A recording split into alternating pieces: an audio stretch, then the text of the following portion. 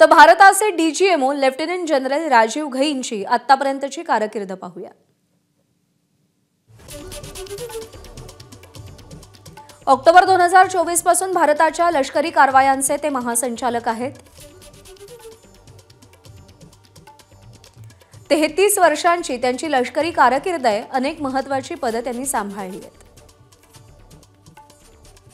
जम्मू काश्मीरमधील दहशतवाद विरोधी कारवायांचे प्रमुख पद त्यांच्याकडे आहे।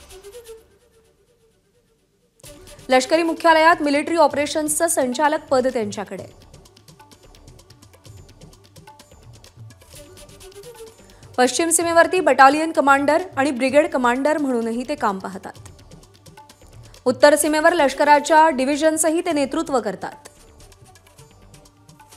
श्रीनगर स्थित चिनार कोअरचंही ते नेतृत्व करतात। लष्कराच्या सामरिक चाली आखण्याची दहशतवाद विरोधी कारवायांची जबाबदारी त्यांच्याकडे आहे। उत्तम युद्ध सेवा मेडल, अतिविशिष्ट सेवा मेडल आणि सेना मेडलने त्यांचा सन्मान करण्यात आलाय।